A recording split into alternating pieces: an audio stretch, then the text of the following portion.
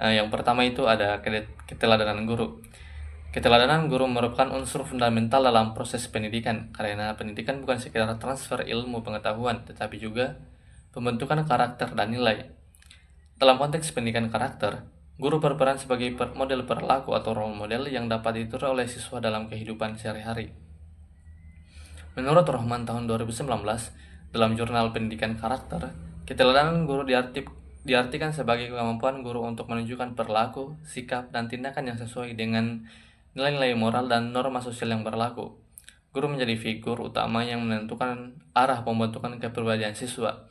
Guru yang sabar, disiplin, dan konsisten akan melahirkan siswa yang memiliki karakter serupa. Selain itu, teori social learning dari Albert Bandura tahun 1977 menyatakan bahwa manusia belajar melalui observasi dan peniruan terhadap model yang dianggap memiliki status atau kekuasaan.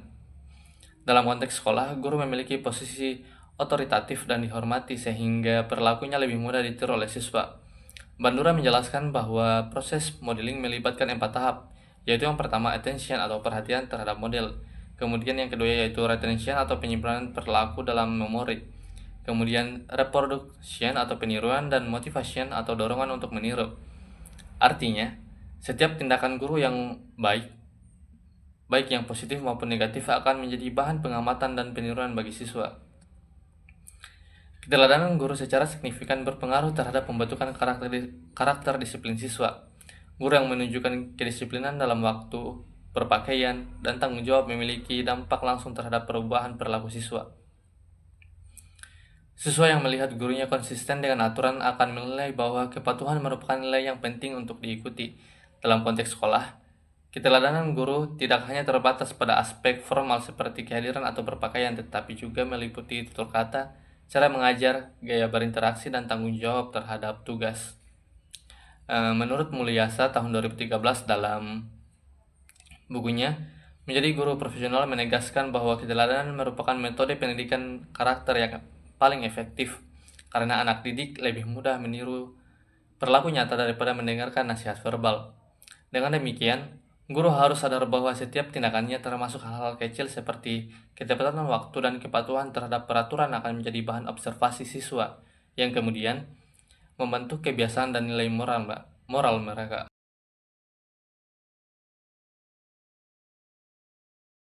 Yang kedua, ada disiplin guru dan disiplin siswa. Disiplin adalah bentuk kontrol diri dan kepatuhan terhadap aturan yang bertujuan menciptakan keteraturan dan tanggung jawab. Dalam dunia pendidikan, disiplin menjadi bagian integral dari budaya sekolah dan moralitas guru. Guru memiliki disiplin tinggi akan mampu menumbuhkan lingkungan belajar yang tertib dan efektif. Menurut Sardiman tahun 2018, disiplin guru dapat dilihat dari konsistensi waktu, kepatuhan terhadap tata tertib sekolah, serta tanggung jawab terhadap pelaksanaan tugas. Guru yang datang tepat waktu, menyiapkan materi, dan berpakaian sesuai aturan, mencerminkan profesionalisme dan integritas moral yang tinggi. Kedisiplinan guru memiliki korelasi positif terhadap kedisiplinan siswa dengan nilai korelasi sebesar 0,720. Artinya 51,9% variabilitas perilaku disiplin siswa dapat dijelaskan oleh keteladanan dan kedisiplinan guru. Hal ini memperlihatkan betapa kuatnya pengaruh guru terhadap pembentukan karakter dan disiplin siswa. Kemudian lebih lanjut, Hurlock pada tahun 2003 mendefinisikan disiplin sebagai proses pembentukan proses pendidikan yang menentukan individu untuk mematuhi aturan dan nilai-nilai moral melalui latihan dan pembiasaan. Dalam konteks sekolah, kedisiplinan guru menjadi alat pengendali sosial yang menjaga kredibilitas lembaga pendidikan. Jika guru tidak disiplin, maka otoritas moralnya akan menurun di mata siswa. Guru yang tidak memenuhi aturan sekolah akan menurunkan moral siswa dan menyebabkan penurunan motivasi belajar. Ketika siswa melihat ketidakkonsistenan antara ucapan dan tindakan guru, mereka akan kehilangan rasa hormat dan meniru perilaku buruk tersebut. Akibatnya, suasana akademik menjadi tidak kondusif dan proses pembentukan karakter tidak berjalan optimal. Oleh karena itu, disiplin guru bukan hanya persoalan administrasi, tetapi bagian dari keteladanan moral yang berfungsi menanamkan nilai tanggung jawab dan ketaatan pada siswa.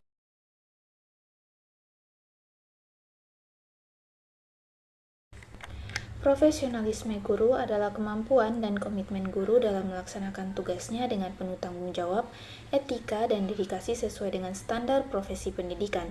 Berdasarkan Undang-Undang Nomor 14 Tahun 2005 tentang guru dan dosen, profesionalisme guru mencakup 4 kompetensi utama, yaitu pedagogik, profesional, kepribadian, dan sosial.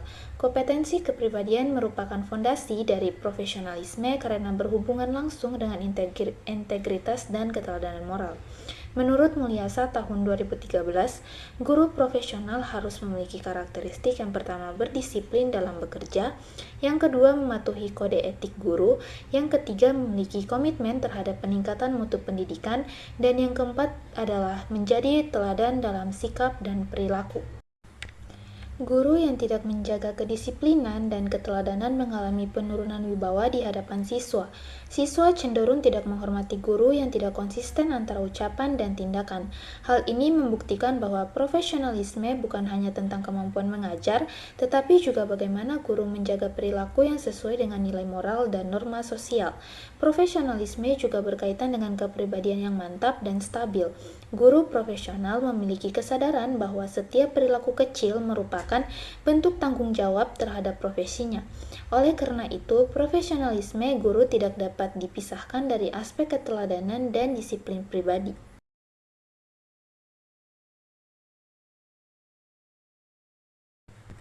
Keteladanan guru memiliki dampak besar terhadap perkembangan karakter siswa. Likona tahun 2012 menyebutkan bahwa karakter terdiri atas 3 komponen utama. Yang pertama, moral knowing atau pengetahuan moral, yang kedua, moral feeling atau perasaan moral, dan yang ketiga adalah moral behavior atau perilaku moral. Dari ketiganya, perilaku moral lebih mudah terbentuk jika siswa memiliki model perilaku yang nyata. Guru berperan sebagai living kurikulum hidup yang menunjukkan bagaimana nilai-nilai moral diterapkan dalam kehidupan. Siswa cenderung meniru perilaku gurunya. Jika guru disiplin, siswa juga menjadi disiplin. Sebaliknya, jika guru melanggar aturan, siswa akan menganggap hal tersebut wajar. Oleh karena itu, keteladanan guru tidak hanya mempengaruhi perilaku individual siswa, tetapi juga membentuk budaya sekolah secara kolektif. Pendidikan karakter tidak akan berhasil tanpa keteladanan. Guru yang berperilaku baik menjadi sumber inspirasi moral bagi siswa, sedangkan guru yang tidak disiplin menjadi contoh buruk yang menurunkan integritas lembaga pendidikan. Dengan demikian, keteladanan guru berfungsi ganda, yaitu sebagai instrumen pendidikan moral dan sebagai mekanisme kontrol sosial di lingkungan sekolah.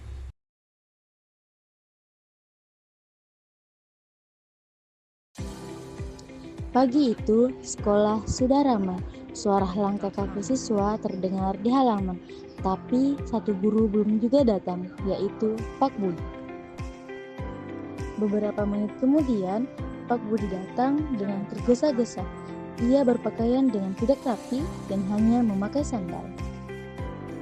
Beberapa siswa mulai meniru perilaku dari Pak Budi, seperti datang terlambat dan berpakaian dengan tidak rapi.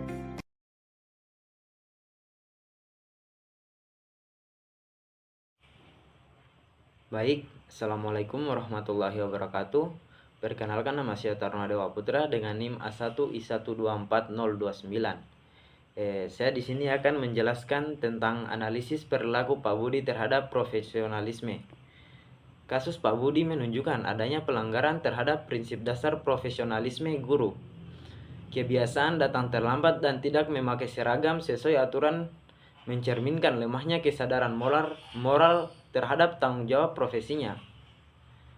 Menurut Undang-Undang Nomor 14 Tahun 2005, guru harus memiliki perilaku yang berwibawa, jujur, dan menjadi teladan bagi peserta didik. Pak Budi justru memperlihatkan ketidakkonsistenan antara nilai yang diajarkan dan perilaku yang ditunjukkan. Guru memiliki tanggung jawab moral kepada 3 pihak, yaitu siswa, lembaga, dan masyarakat.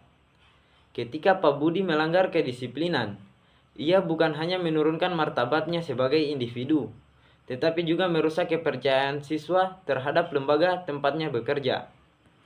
Selain itu, perilaku tersebut juga dapat menciptakan efek domino negatif.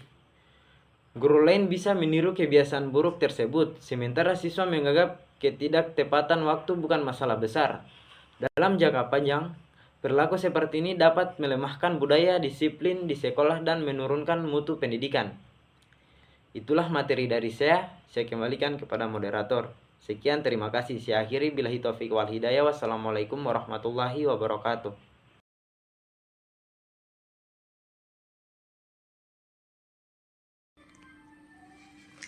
Pengaruh keteladanan guru terhadap karakter siswa.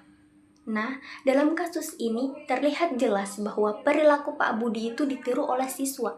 Nah, fenomena ini dapat dijelaskan melalui teori observational learning dari Bandura 1977 yang menyebutkan bahwa individu belajar dengan mengamati perilaku orang lain. Guru sebagai figur yang dihormati menjadi pusat perhatian utama siswa. Setiap tindakan guru bahkan yang tampak sepele dapat meninggalkan kesan mendalam bagi peserta didik.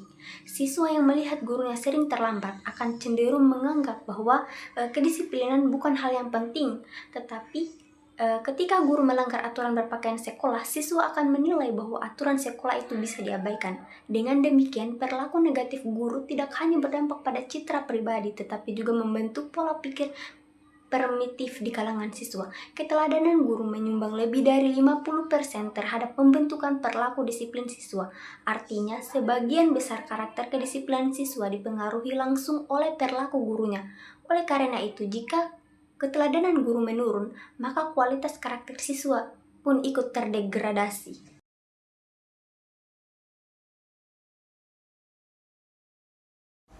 Adapun strategi dan tindakan yang harus dilakukan pihak sekolah agar kasus seperti Pak Budi tidak berulang, sekolah perlu mengambil langkah-langkah sistematis dan berkelanjutan. Di antaranya, yang pertama, pembinaan etika dan profesionalisme guru. Kepala sekolah perlu menyelenggarakan pembinaan berkala tentang etika profesi, kedisiplinan, dan nilai keteladanan.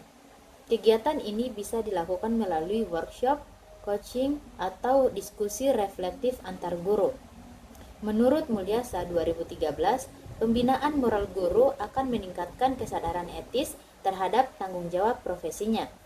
Yang kedua, penegakan aturan dan pengawasan. Sekolah perlu menerapkan sistem pengawasan kehadiran dan kepatuhan terhadap aturan berpakaian secara konsisten. Guru yang melanggar perlu diberi teguran secara bertahap, dari lisan hingga tertulis. Namun, pendekatan yang digunakan harus tetap bersifat pembinaan, bukan hukuman semata. Yang ketiga, penghargaan terhadap keteladanan. Selain sanksi, sekolah juga perlu memberikan penghargaan kepada guru yang menunjukkan disiplin dan keteladanan tinggi. Sistem penghargaan positif akan meningkatkan motivasi intrinsik guru untuk mempertahankan perilaku baik. Yang keempat, peningkatan budaya sekolah. Budaya sekolah atau school culture harus dibangun berdasarkan nilai keteladanan. Guru dan kepala sekolah harus menjadi panutan dalam semua aspek, baik akademik maupun sosial.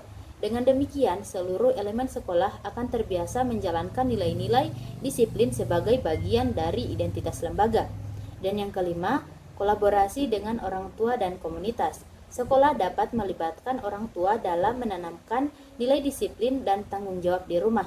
Sinergi antara pendidikan, sekolah, dan keluarga akan memperkuat pembentukan karakter siswa.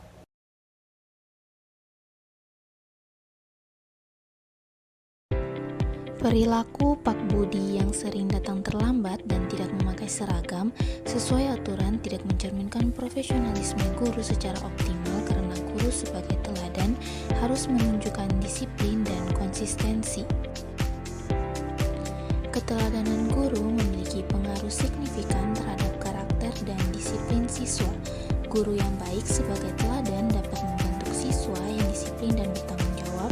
Sebaliknya, jika guru memberikan contoh negatif, siswa cenderung meniru perilaku tersebut.